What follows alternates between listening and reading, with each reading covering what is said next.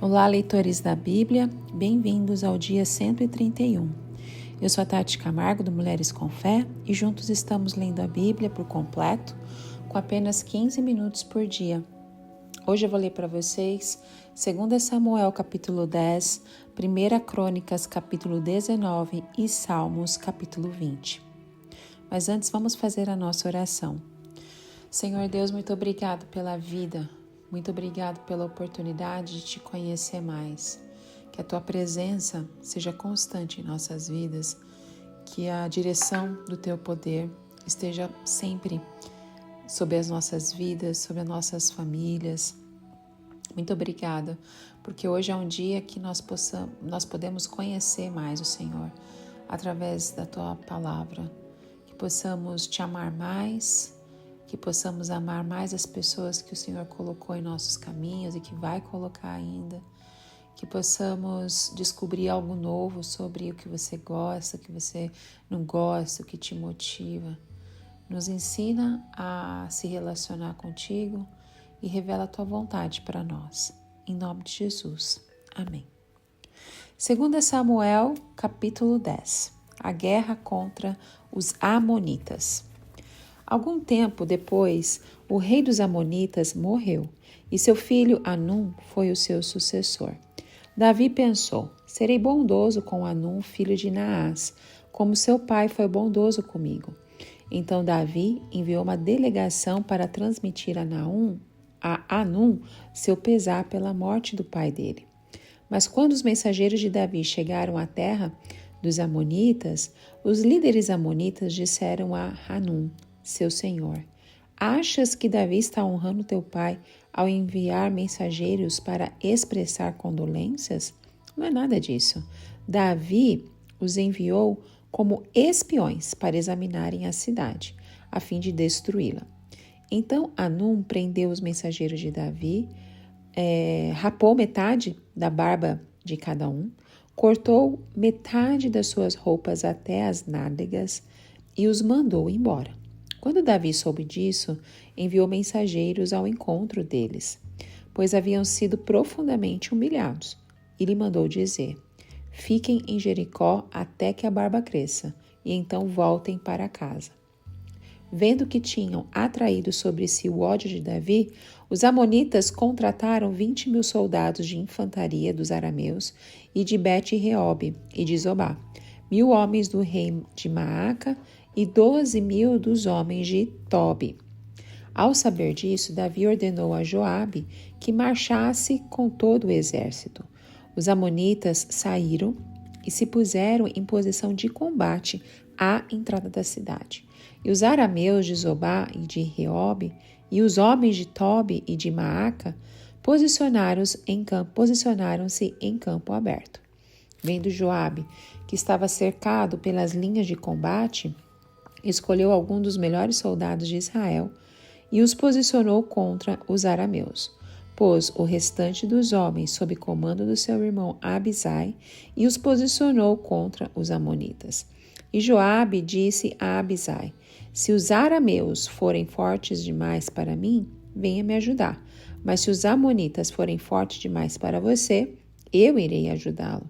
Seja forte e lutaremos com bravura pelo nosso povo e pelas cidades do nosso Deus, e que o Senhor faça o que for da sua vontade. Então Joabe e seus soldados avançaram contra os arameus, que fugiram dele. Quando os amonitas viram que os arameus estavam fugindo de Joabe, também fugiram do seu irmão Abisai e entraram na cidade. Assim Joabe parou a batalha contra os amonitas e voltou para Jerusalém. Vendo-se derrotados por Israel, os arameus tornaram-se a agrupar-se. Hadadezer mandou trazer os arameus que viviam do outro lado do Eufrates. Estes chegaram a Elã, tendo à frente Soboque, comandante do exército de Hadadezer. Informado disso, Davi reuniu todo Israel, atravessou o Jordão e chegou a Elã. Os arameus estavam em posição de combate para enfrentá-lo, mas acabaram fugindo de diante de Israel, e Davi matou 700 condutores de carros de guerra carros de guerra e 40.000 soldados de infantaria dos arameus.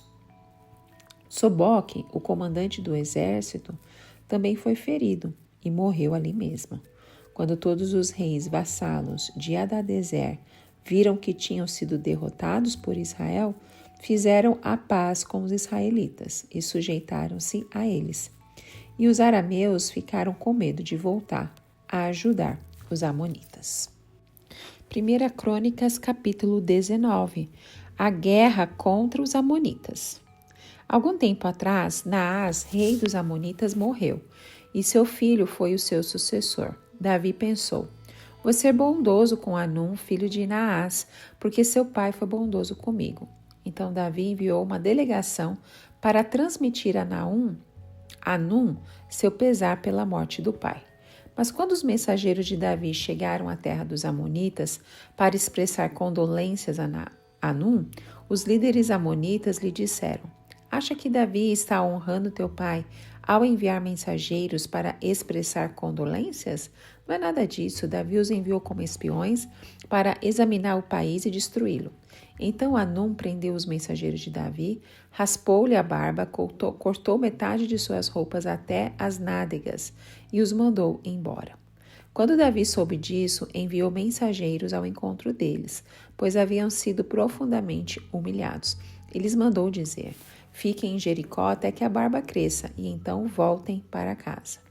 Vendo Hanum e os amonitas que tinham atraído para si o ódio de Davi, alugaram da Mesopotâmia, de Aram-Maaca e de Zobá, carros de guerra e condutores de carros, por 35 toneladas de prata. Alugaram 32.000 carros e seus condutores, contrataram o rei de Maaca com suas roupas, o qual veio e acampou perto de Medeba. E os amonitas foram convocados de suas cidades e partiram para a batalha. Ao saber disso, Davi ordenou a Joabe que marchasse com todo o exército. Os amonitas saíram e se puseram em posição de combate na entrada da cidade.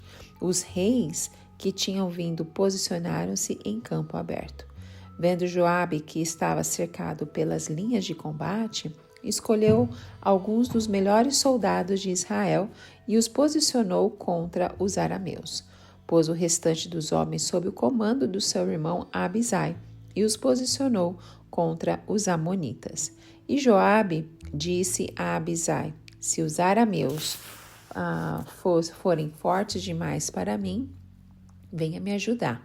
Mas se os amonitas forem fortes demais para você, eu irei ajudá-lo. Seja forte e lutemos com bravura pelo nosso povo e pelas cidades do nosso Deus. E o que o Senhor faça o que for da sua vontade. Então Joabe e seus soldados avançaram contra os arameus, que fugiram dele. Quando os amonitas viram que os arameus estavam fugindo de Joabe, também fugiram de seu irmão Abisai e entraram na cidade. Assim Joabe voltou para Jerusalém. Ao perceberem os arameus que haviam sido derrotados por Israel, enviaram mensageiros para trazer arameus que viviam do outro lado do Eufrates. E Sofaque, o comandante do exército de Hadadezer, veio à frente deles. Informado disso, Davi reuniu todo Israel e atravessou o Jordão. Avançou contra eles e formou linhas de combate de diante de Israel. E Davi matou 7.000 dos seus condutores de carros de guerra e 40.000 dos seus soldados de infantaria.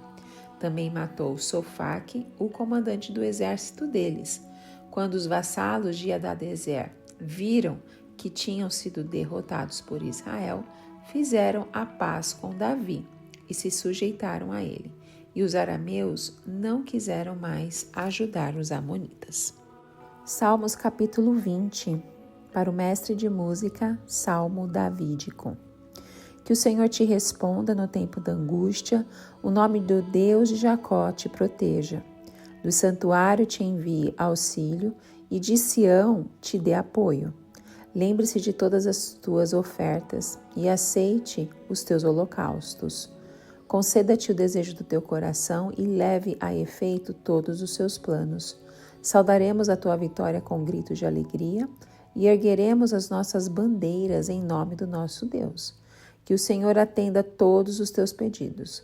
Agora sei que o Senhor dará a vitória ao seu ungido, dos seus santos céus lhe responde com o poder salvador da sua mão direita. Alguns confiam em carros e outros em cavalos, mas nós confiamos no nome do Senhor, o nosso Deus. Eles vacilam e caem, mas nós nos erguemos e estamos firmes. Senhor, concede vitória ao Rei. Responde-nos quando clamarmos. Amém. Bom, 2 Samuel capítulo 10 e 1 Crônicas 19 tem o mesmo conteúdo.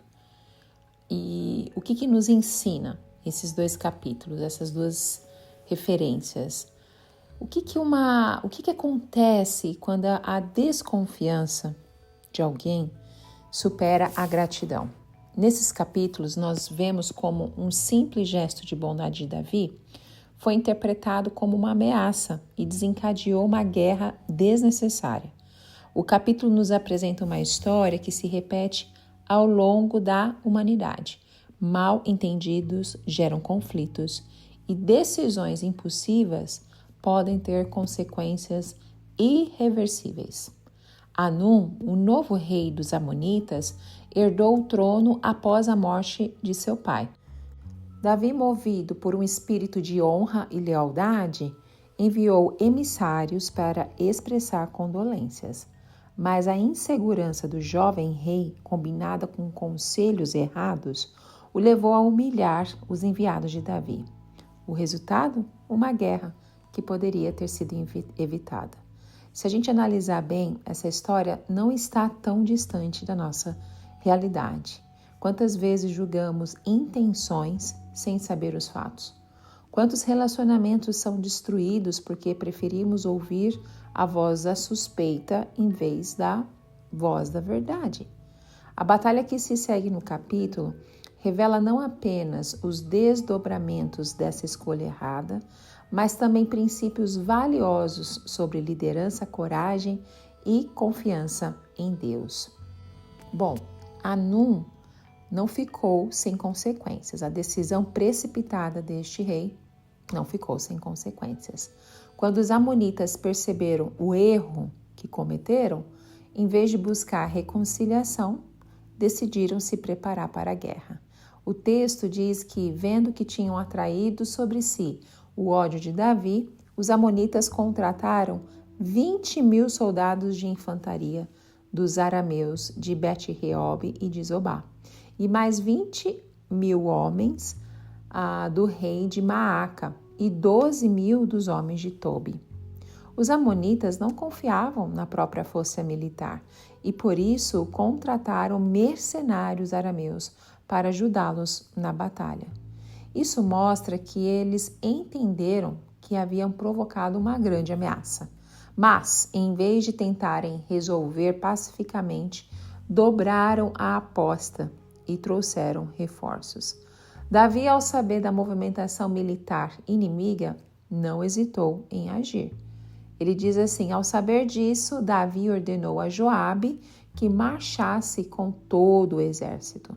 Joabe, um comandante experiente, foi enviado para liderar o exército israelita e enfrentar essa coalizão de forças. O texto menciona que os amonitas saíram e se puseram em posição de combate na entrada da cidade. E os arameus de Zobá e de Reob e os homens de Tobi e de Maca posicionaram-se em campo aberto. Esse detalhe estratégico indica que os amonitas buscaram refúgio dentro da cidade, enquanto os arameus, os mercenários contratados, formaram uma linha de batalha fora dos muros. Isso obrigaria Israel a lutar em duas frentes. Aqui aprendemos uma importante lição. Quando evitamos a reconciliação e escolhemos a resistência, muitas vezes ampliamos os nossos problemas. Em vez de resolver o erro cometido, os amonitas tornaram a situação muito pior, atraindo um conflito de grandes proporções. O mesmo acontece conosco quando insistimos em agir com teimosia e orgulho. Provérbios 16:18 nos lembra: o orgulho vem antes da destruição, o espírito altivo antes da queda. Amém. O Salmos capítulo 20 nos traz um segredo para nós vencermos as batalhas da vida. Imagine que você está diante de uma grande decisão ou enfrentando um momento difícil. O que lhe dá segurança? Seu planejamento, suas habilidades, o apoio de outras pessoas.